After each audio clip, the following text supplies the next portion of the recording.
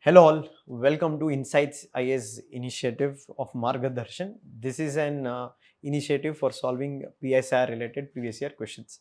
Myself NIKHIL, I am the Political Science and International Relations faculty at Insights.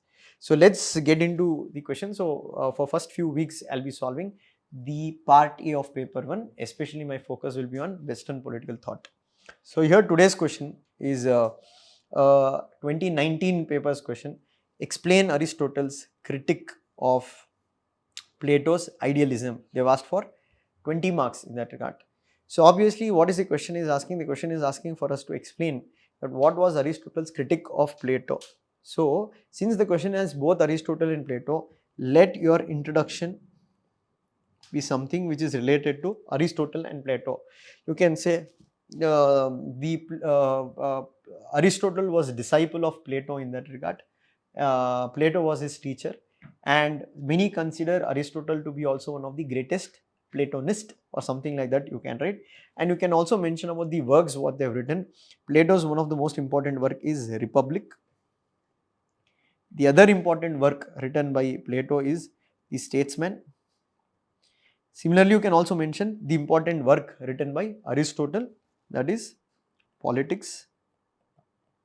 So this can be somewhat is your introduction. Now to build into the body, what you can also say is that though Aristotle is one of the greatest Platonists, which means he has been deeply influenced by Plato, but Aristotle is also one of the greatest critic of Plato. So you introduce that statement to now connect to explain that on what grounds he criticized Plato. So when you come to the criticism part, Aristotle's criticism of Plato, you can, in each paragraph you can speak about one criticism. One, you can say he criticized Plato for his idealism in that regard. So what idealism? One, you can say Plato believed that philosopher king should be given absolute power. Whereas what was Aristotle's opinion on that? He said that any day there should be rule of law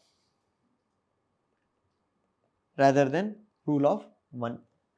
And you can also say that Plato had said a statement saying that no law or ordinance is mightier than the knowledge of philosopher king. But however, what Aristotle critiqued this idea, because he says that any day collective wisdom is better than the wisdom of one person. Then you can also critique Plato's idea of what? Communism of wives and property,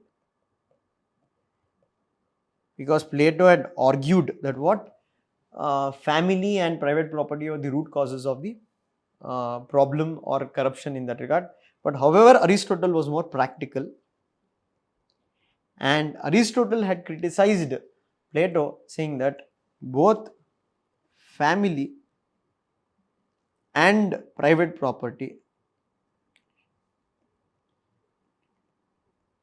are time tested institutions. So then you need to write that looking at these criticism, what can say Aristotle was more practical than Plato. So hence we consider what Plato is considered to be father of political philosophy, whereas Aristotle is considered to be father of political science. But at the same time, Plato also was a master who did respond to the critique by his own student, and that is where he molded ideas in a more practical way. In the second book, what he wrote, the Laws, And that is why it is popularly said that Aristotle's best state is Plato's second best state. And as part of your conclusion, what you can write, both Plato and Aristotle have played a significant role in development of the Greek political philosophy and the Western political thought. As it is said, the whole Western political thought is nothing but footnotes of Plato and Aristotle. So friends, this should be the structure of your answer. It is a 20 marker question, so you can include a lot of things. So that's why I said for answer writing, the most important thing is that understanding the demand of the question and trying to bring your clarity on paper, which should reflect to the evaluator that what you are addressing the demand of the question. Remember mentioning keywords and also try to use a lot of anecdotes. It will help, but the anecdote should suit the demand of the question. Now let's get into the second question for the day. This question is on J.S. Mill. It says J.S. Mill as a reluctant Democrat, vapor. So here you don't need to introduce who is vapor and all. Try to come to the quote. The quote is more important. J.S. Mill is a reluctant Democrat. So question is that we have to write why and how is a reluctant Democrat, and you also have to bring your opinion on it. So first in introduction, give a brief introduction about J.S. Mill.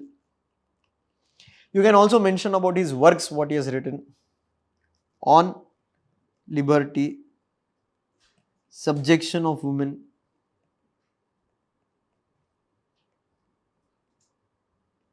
so then you can say it is popularly said if there is anybody who is liberal, that is J.S. Mill. He has been one of the forebearers of liberalism, forebearers of democracy in that regard, a strong voice who is articulating in favor of democracy. So you can say that J.S. Mill argued in his book on liberty that even a madman should be allowed to speak. And he believed that it is only in a democratic form of government,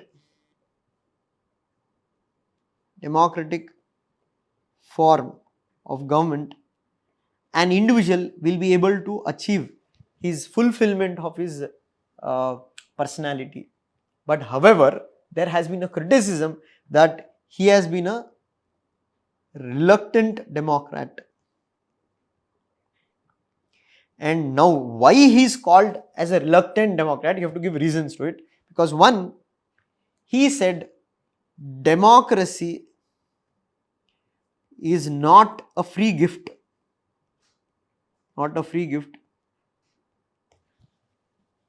to be given to all, because people have struggled for achievement of democracy, have sacrificed lives. Hence, democracy cannot be freely distributed everywhere. Second one, he believed that democracy can only sustain and survive in civilized society. Hence, he said democracy is not suitable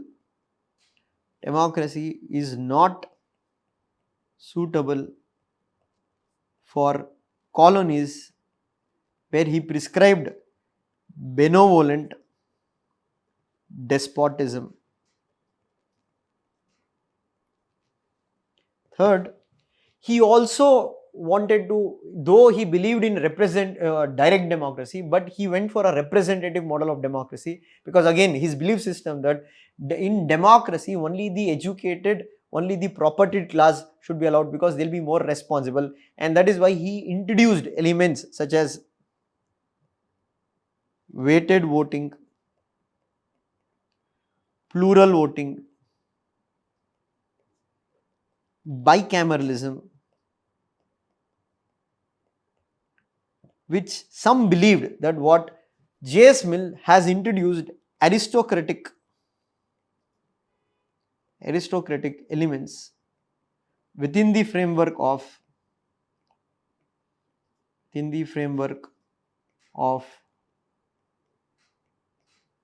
democracy. Hence that view sticks that he is a reluctant Democrat. We have radical Democrats who criticize this view like Jawaharlal Nehru or Gandhi, who believed in the idea of what? Unqualified democracy. Unqualified democracy. What is the idea of unqualified democracy? That people, irrespective of education, the class what they belong to, they have to be able to participate. So what Nehru said, that if people cannot come to democracy,